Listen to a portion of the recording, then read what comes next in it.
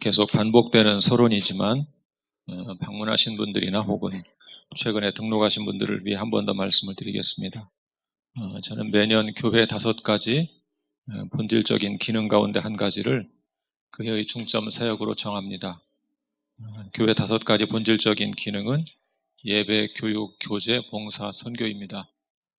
앞에 2개, 예배와 교육은 하나님과 우리와의 관계에서 필요한 것이고, 그 다음에 3번째 나오는 교제는 성도 간의 관계, 그리고 마지막에 봉사와 선교는 세상을 향한 관계라고 볼 수 있습니다. 그 중에 올해의 중점 사역은 교제인데요. 교제를 헬라어로 코이노니아라고 합니다.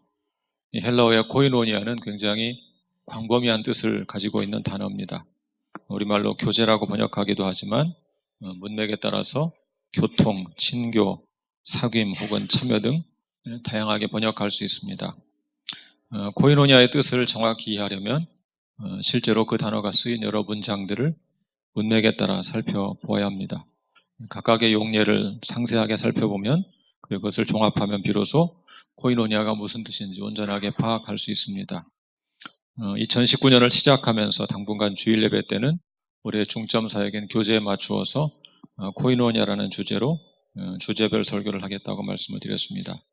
이 코이노니아 시리즈 설교를 하기 위해서 저는 신약 성경에 나오는 이 코이노니아라는 단어가 나오는 모든 본문을 다 찾아보고 주제별로 정리해 보았습니다. 그래서 그동안 주님과 코이노니아하라, 또 성찬의 코이노니아, 참된 코이노니아, 복음의 코이노니아, 예루살렘 교회의 코이노니아, 그리고 축도의 코이노니아, 이런 주제로 코이노니아의 다양한 측면을 말씀드렸습니다.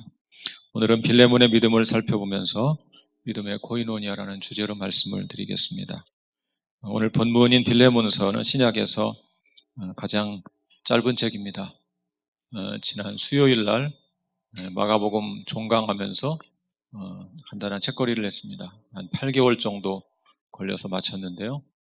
어떤 분께서 다음에는 빌레몬서 하시면 좋겠다 그러더라고요.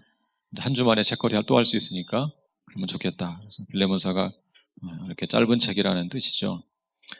신약 성경에 한 장만 있는 책이 2권이 있습니다. 한 권은 빌레몬서이고 또 한 권은 유다서입니다. 그런데 그 2권 중에서도 빌레몬서가 더 분량이 짧습니다. 오늘 본문을 다루기 전에 빌레몬서의 좀 배경을 잠시 말씀을 드리겠습니다. 왜냐하면 이 책의 배경을 알아야만 오늘 본문을 잘 이해할 수 있기 때문입니다. 빌레몬서는 바울이 빌레몬에게 보낸 서신으로 옥중서신 가운데 한 권입니다. 옥중서신은 바울이 로마 감옥에서 기록한 4권의 서신, 곧 에베소서, 빌립보서, 골로새서, 빌레몬서를 가리킵니다. 에빌골몬, 그걸 외우시면 됩니다. 에빌골몬. 빌레몬은 골로새 교회 교인이었는데요. 바울의 서신은 대부분 교회 공동체에게 보내진 것입니다. 바울 서신의 서신을 보면 대부분 바울이 어느 교회에게 보낸다 이렇게 쓰여 있습니다. 물론 디모데 전후서나 디도서 같은 목회 서신의 경우 개인에게 보낸 것으로 기록되어 있습니다. 그렇지만 그런 서신들도 수신자가 교회를 대표하는 목회자이기 때문에 실제로는 교회에게 보낸 서신이라고 보아도 과언이 아닙니다. 그렇지만 빌레몬서는 그런 목회 서신과도 다릅니다. 이 편지의 수신자인 빌레몬은 목회자가 아닙니다. 요즘 흔히 쓰는 표현으로 말하면 소위 평신도라고 할 수 있습니다. 물론 이 서신이 개인 서신이라고 해서 공동체를 향한 의도가 없었다, 그렇게 볼 수는 없습니다. 빌레몬서도 역시 빌레몬이 속한 공동체인 골로새 교회를 생각하면서 바울이 쓴 편지인 것은 분명합니다. 그렇지만 다른 서신들과 비교하면 이 서신은 상대적으로 빌레몬이라는 한 개인에게 보내진 서신이다, 그렇게 말할 수 있다는 뜻입니다. 이 빌레몬서가 기록된 배경에는 오네시모라는 빌레몬의 종이 있습니다. 오네시모는 나름대로 성실한 종이었던 것 같습니다. 그런데 그가 그만 돈의 눈이 어두워져 어느 날 주인의 재물을 훔쳐서 달아나 버렸습니다. 아마도 그는 로마 제국이 다른 나라를 정복했을 때 잡혀온 그래서 빌레몬의 종이 된 사람일 것입니다. 아마 그에게도 꿈이 있었을 것입니다. 그리고 그는 그 꿈을 이루기 위해서 주인의 돈을 훔쳐서 당시 세계의 심장부라고 할 수 있는 로마로 갔습니다. 순간적으로 자유를 찾았다, 그렇게 생각했을지 모릅니다. 그렇지만 로마에서 시간이 지나고 또 가지고 있던 돈은 다 쓰고 아는 사람 아무도 없는 대도시에서 어느 날 고독과 허무가 밀려오기 시작했을 것입니다. 그러던 어느 날 오네시모는 바울을 만나게 됩니다. 그럼 바울을 통해 결정적으로 회심하고 예수를 믿게 됩니다. 그리고 바울의 곁에서 늙은 바울을 충실히 돌보면서 생활했습니다. 예수를 알고 마음에 기쁨이 있었습니다. 그렇지만 한편 자신이 과거 생각이 나기 시작했습니다. 내가 과거에 내 주인에 돈 훔쳐서 도망간 사람인데 그런 자책감이 들기 시작했습니다. 또 바울의 입장에서도 자신이 잘 아는 골로새 교인 빌레몬의 종이었던 사람을 그 주인에게 말하지도 않고 계속 데리고 있는 것이 부담이 되었습니다. 무엇보다도 우리의 회개가 단지 하나님께 자백하는 것으로만 그칠 수는 없다는 것이 바울의 마음을 괴롭혔을 것입니다. 어느 날 바울은 오네시모를 빌레몬에게 보내기로 결단을 내렸습니다. 그것은 결코 쉬운 문제가 아니었습니다. 왜냐하면 당시 도망갔던 종이 붙잡히면 심지어 죽이기도 하고 불구로 만드는 일도 있었기 때문입니다. 그래서 바울은 깊은 사랑을 담은 편지를 써서 두기고라는 한 형제가 골로새 교회에 가는 편에 이 편지와 함께 오네시모를 돌려보냅니다. 그렇기 때문에 이 편지는 말할 수 없이 부드럽고 간절하고 눈물겨운 호소를 담고 있습니다. 왜냐하면 한 사람의 생명이 달려있는 편지이기 때문에 그렇습니다. 종교개혁가 말틴 루터는 이 책을 가리켜서 기독교의 사랑의 진수가 담긴 책이다. 그렇게 표현했습니다. 그 서신이 바로 빌레몬서입니다. 매우 짧습니다. 불과 25절을 담은 한 장으로 구성되어 있습니다. 그렇지만 이 서신은 바울 신학의 바탕을 이루는 기독교의 기본적이고 핵심적인 교리를 고스란히 담고 있습니다. 그런 의미에서 이 짧은 서신은 깊이 묵상하고 마음에 새길 만한 큰 가치가 있는 책입니다. 여러분 성경을 보시면 빌레몬서가 크게 4개의 단락으로 4개의 작은 단락으로 구분되어 있는 것을 볼 수 있을 것입니다. 첫 번째 단락은 인사말을 담고 있는 1절, 2절, 3절입니다. 두 번째 단락은 빌레몬에 대한 감사를 표현하는 4, 5, 6, 7절입니다. 오늘 본문이 바로 이 두 번째 단락에 해당됩니다.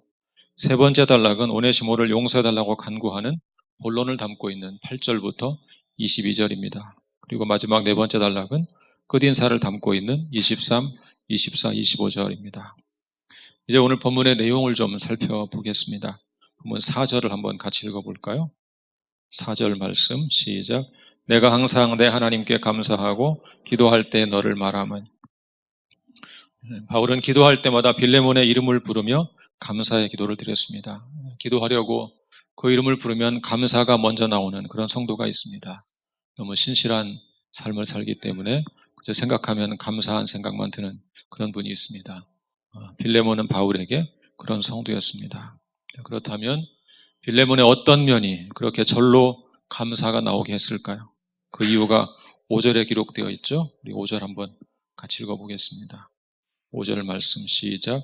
주 예수와 및 모든 성도에 대한 내 사랑과 믿음이 있음을 들음이니. 이 문장은 이 교차대구법이라는 문법적인 형식을 사용해서 기록했습니다. 교차대구법을 바르게 해석하려면 외항은 외항끼리, 내항은 내항끼리 연결해야 합니다. 잘 보시면 주 예수, 성도, 사랑, 믿음 그런 순서로 기록되어 있죠. 그러면 주 예수와 믿음을 연결하고 그리고 내항인 성도와 사랑이 연결됩니다.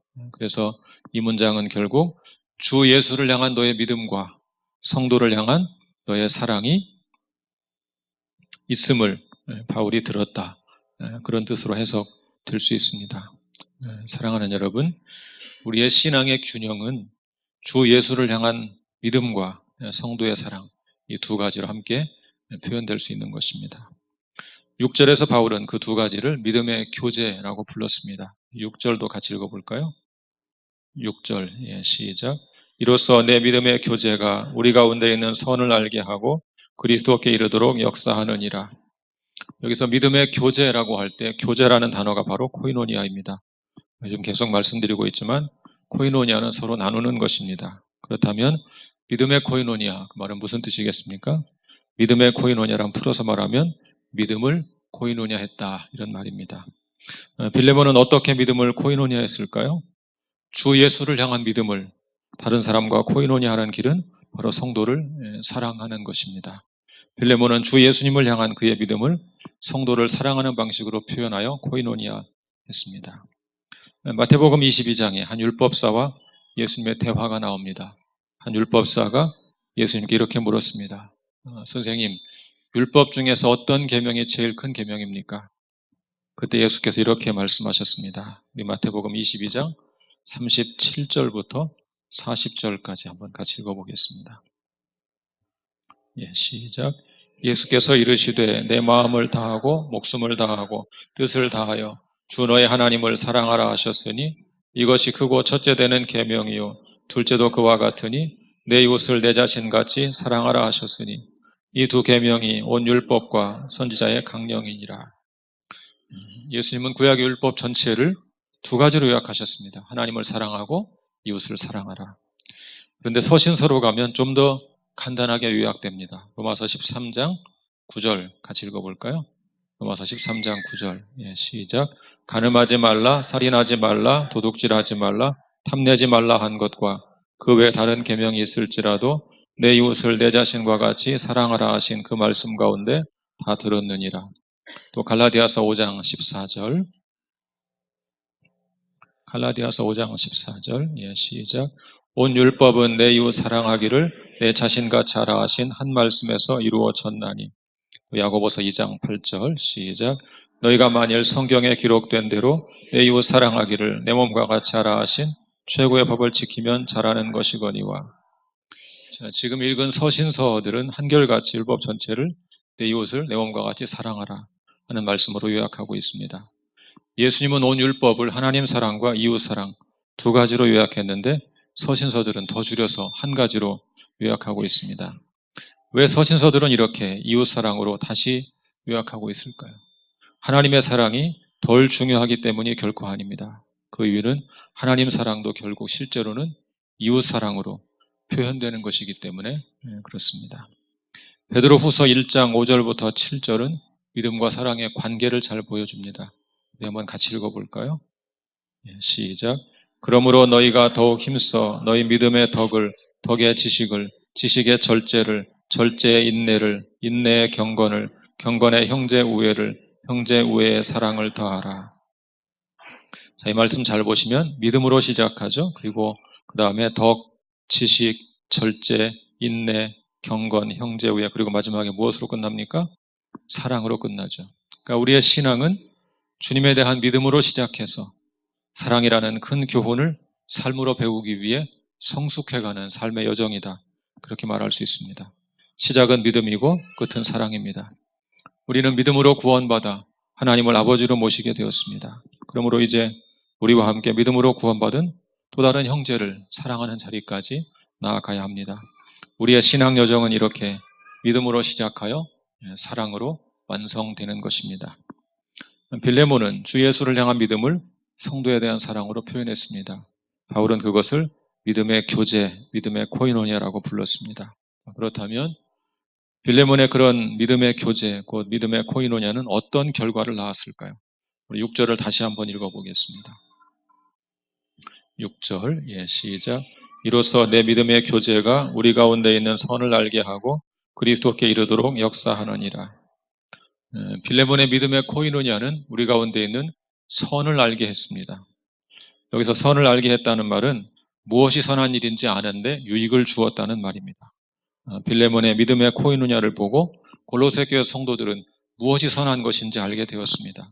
빌레몬처럼 주님을 믿는 믿음과 성도를 향한 사랑으로 믿음의 코이노니아를 향하며 사는 것, 그것이 선한 일이구나. 그렇게 빌레몬을 보고 알게 되었다는 뜻입니다. 결국 빌레몬의 이런 믿음의 코이노니아가 골로새 교회 성도들이 그리스도께 이르도록 이끌어 주는 역할을 했습니다. 그 결과 어떤 일이 벌어졌습니까? 7절을 볼까요? 7절, 시작. 성도들의 마음이 너로 말미암아 평안함을 얻었으니 내가 너의 사랑으로 많은 기쁨과 위로를 받았느니라. 골로새 교회 성도들은 이렇게 믿음의 교제를 행한 빌레몬을 통해 평안함을 얻었습니다. 여기서 성도들의 마음이 그럴 때 그 마음이라는 단어가 헬라어로 스플랑크나입니다. 여러분, 바울이 내가 예수 그리스도의 심장으로 너희 무리를 사랑한다 그렇게 말씀했을 때 그 심장이란 단어가 바로 스플랑크나입니다. 이 고대인들은 이렇게 생각했습니다. 인간의 애정, 인간의 정서가 도대체 어디에 있는 것일까? 그것은 심장에 있다. 그렇게 생각했습니다. 자, 빌레몬을 통하여 골로새 교회 성도들의 마음이, 그들의 정서가 평안함을 얻었다는 것입니다. 여기서 평안함을 얻었다. 그 말은 휴식을 통해 새롭게 된 것을 가리킵니다. 예수께서 수고하고 무거운 짐진 자들아 다 내게로 오라 내가 너희를 쉬게 하리라 그랬죠. 그 쉬게 한다는 말이 바로 여기 나오는 평안함을 얻었다. 그 말과 같은 단어입니다. 골로새 교회 성도들은 빌레몬의 믿음의 코이노냐를 통해 참된 쉼과 평안을 얻고 새롭게 되었습니다. 한 성도의 신실한 믿음의 교제가 지쳐있던 다른 많은 성도들을 회복시킨 것입니다. 빌레몬의 믿음의 교제, 믿음의 코이노냐는 이렇게 성도들의 마음을 새롭게 한 것으로 그치지 않았습니다. 빌레몬의 그런 사랑으로 바울도 역시 많은 기쁨과 위로를 받았습니다. 한 성도의 믿음의 교제가, 한 성도의 믿음의 코이노니아가 이런 놀라운 역사를 일으켰습니다. 한 성도의 믿음의 코이노니아가 온 성도들로 하여금 선한 일이 무엇인지 알아서 그리스도를 향하여 나아가도록 이끌어 주었습니다. 지쳐있던 성도들의 마음을 새롭게 회복시켜 주었습니다. 바울에게는 큰 기쁨과 위로를 안겨 주었습니다. 주 예수 그리스도를 향한 믿음과 성도를 향한 사랑, 이 두 가지가 신앙적 균형을 이루었을 때 그런 빌레몬의 믿음의 코이노니아가 이런 놀라운 역사를 일으킨 것입니다. 빌레몬의 믿음과 사랑을 칭찬하고 격려하면서 이제 바울은 오네시모를 받아줄 것을 간곡히 부탁합니다. 이제는 오네시모를 종처럼 대하지 말고 사랑받는 형제로 대해달라고 부탁합니다. 나를 영접하는 마음으로 오네시모를 영접해달라 그렇게 요청합니다. 바울은 또한 빌레몬이 이 요청에 순종할 것을 확신하면서 내가 요청한 것보다 더할 줄로 안다 그렇게 말합니다. 빌레몬서는 이런 요청과 함께 끝나기 때문에 그 후에 빌레몬이 어떻게 했는지는 기록되어 있지 않습니다. 정확히는 알 수 없습니다. 그렇지만 이 서신 초대교회에서 널리 인정받고 많은 사람들에게 사랑받는 서신이 되고 결국 신약성경 27권 중에 한 권으로 인정된 것을 볼 때, 그런 정황을 볼 때 아마도 빌레몬은 바울의 말에 순종하여 오네시모를 용서하고 용납했을 것입니다. 사랑하는 성도 여러분, 현대사회는 갈수록 개인주의화 되어가고 있습니다. 세상은 점점 개인주의적인 방향으로 발전하고 있습니다. 그런 세상의 흐름은 교회 동향을 미쳐서 많은 성도들이 신앙을 개인적인 것으로 여기는 경향이 있습니다. 그래서 어떤 분들은 교회에서도 자신을 드러내는 것조차 싫어합니다. 그냥 조용히 교회만 다닐 수 있도록 내버려 달라 그렇게 요구하는 분들도 있습니다. 물론 예수님을 믿는 믿음의 결단에는 개인적인 측면이 있습니다. 예수님과 인격적인 관계를 맺으려면 개인적인 결단이 필요합니다. 예수님을 믿을 때는 퍼스널한 결단이 필요합니다. 그렇지만 신앙생활은 결코 프라이빗한 것은 아닙니다. 저는 여러분 한 사람 한 사람의 성향을 무시하지 않습니다. 새로운 관계를 맺는 것을 힘들어하는 내성적인 분이 있음을 잘 알고 있습니다. 그러나 그런 분들도 의미 있는 주위 사람들과 더 깊은 관계를 맺고 살기를 원하고 또 실제로 그렇게 사는 경우가 많습니다. 최근에 우리 교회 등록하신 새 가족께서 우리 교회 인상을 이렇게 평하셨습니다. 조용하지만 활동적인 교회. 모순되는 말처럼 보이는 표현이죠. 조용하지만 활동적인 교회. 굉장히 의미 있는 평가라는 생각이 들었습니다. 외향적이고 수도분전하지 않아도 조용히 따뜻하게 사랑을 나눌 수 있습니다. 그런 분들이 오히려 더 깊이 나눌 수 있습니다. 사랑하는 성도 여러분, 참된 신앙생활을 하려면 주님을 믿는 믿음이 성도를 향한 사랑으로 표현되는 믿음의 코이노니아가 있어야 한다는 사실을 반드시 기억하시기를 바랍니다. 성경은 우리 신앙의 공동체성을 반복적으로 강조합니다. 우리가 잘 아는 주기도문도 역시 공동체성을 강조하고 있습니다. 우리 한번 같이 읽어볼까요? 마태복음 6장 9절부터 13절 같이 보겠습니다. 같이 읽겠습니다. 시작. 그러므로 너희는 이렇게 기도하라. 하늘에 계신 우리 아버지여, 이름이 거룩히 여김을 받으시오며 나라가 임하시오며 뜻이 하늘에서 이루어진 것 같이 땅에서도 이루어지이다. 오늘 우리에게 일용할 양식을 주시옵고 우리가 우리에게 죄 지은 자를 사하여 준 것 같이 우리 죄를 사하여 주시옵고 우리를 시험에 들게 하지 마시옵고 다만 악에서 구하시옵소서. 나라와 권세와 영광이 아버지께 영원히 싸움나이다. 아멘. 여러분, 이 기도를 잘 보시면 대부분의 대명사가 복수인 우리로 되어 있는 것을 알 수 있습니다. 예수님은 하늘에 계신 나의 아버지여 그렇게 부르지 않고 우리 아버지라고 부릅니다. 일용할 양식을 청원할 때도 우리에게 일용할 양식을 달라고 기도합니다. 죄 용서를 구할 때도 우리 죄를 사해달라고 기도하고 우리를 시험에 들지 않게 해달라고 기도합니다. 주기도문에 나오는 이런 복수 형태는 우리의 신앙생활이 공동체적으로 이루어져야 한다는 사실을 잘 보여줍니다. 최근에 우리 교회 어느 자매님께서 매우 흥미있는 운동을 시작하셨습니다. 그 운동은 바로 한 달에 한 명의 성도와 밥을 먹는 것입니다. 그 대상은 평소 깊은 교제가 없는 잘은 모르는 분입니다. 그분에게 밥을 사준 후에 미션을 나누어 줍니다. 올 한 해 잘 모르는 성도 2사람과 밥 먹기. 그 자매님께서 올해 우리 교회 중점 사역인 코이노니아를 위해서 혼자 자발적으로 시작한 운동입니다. 이렇게 시작된 코이노니아가 계속 돌고 돌아서 누군가 자신에게 밥 먹자 그렇게 말할 때까지 계속 하겠다고 말씀하셨습니다. 벌써 그 자매님에게 받은 미션을 수행하신 성도님도 있었습니다. 얼마 전 그분과 밥을 먹으면서 그 이야기를 듣고 제가 즉석에서 그 운동의 이름을 지어 주었습니다. 밥코니아. 밥 먹으면서 코이노니아 하기. 이름 잘 지었죠? 네, 밥코니아. 한번 따라해 볼까요? 밥코니아. 한번 해보시면 아주 즐거운 또 좋은 교제가 될 것입니다. 사랑하는 성도 여러분, 신앙생활은 그저 나 혼자 예수님을 잘 믿으면 되는 것이 아닙니다. 아니, 엄밀히 말하면 사실 나 혼자 예수님을 잘 믿는 것은 가능하지 않습니다. 혼자서 할 수 없는 일 2가지가 있습니다. 하나는 결혼, 하나는 교회입니다. 바울은 빌레몬의 믿음을 믿음의 교제, 곧 믿음의 코이노니아라고 부릅니다. 믿음은 사랑으로 표현되어야 합니다. 바른 믿음 생활을 하려면 하늘 가족들과 함께 인생길을 걸어야 합니다. 주님의 나라를 위해 걸어가는 이 인생의 여정에는 많은 어려운 일이 있게 마련입니다. 그 어려움을 헤쳐나가려면 믿음의 동역자가 필요합니다. 내가 지쳐있을 때 그가 나를 도와 일으켜 줄 수 있을 것입니다. 그가 지쳐있을 때면 내가 그를 일으켜 줄 수 있을 것입니다. 우리는 모두 그런 믿음의 코이노니아가 필요한 사람들입니다. 여러분의 가족, 또 목장, 식구, 교회 가족 등을 돌아보십시오. 지금 경제적인 어려움으로 지쳐있는 분이 있지 않습니까? 관계의 문제로 정신적인 고통을 당하는 분이 있지 않습니까? 신앙적인 방황으로 깊은 침체에 빠져있는 분 혹시 있지 않습니까? 만약 그런 분이 계시다면 한번 손을 내밀어 보십시오. 사랑의 언어로 그를 격려해 보십시오. 말없이 곁에서 함께 기도해 주시고 함께 걸어 주십시오. 그런 믿음의 코이노니아가 그 영혼을 회복시킬 것입니다. 우리 공동체를 더욱 새롭게 할 것입니다. 빌레몬을 통하여 골로새 교회를 새롭게 한 믿음의 교제가 여러분을 통하여 우리 새누리 교회를 새롭게 할 수 있기를 우리 주님의 이름으로 간절히 축원합니다.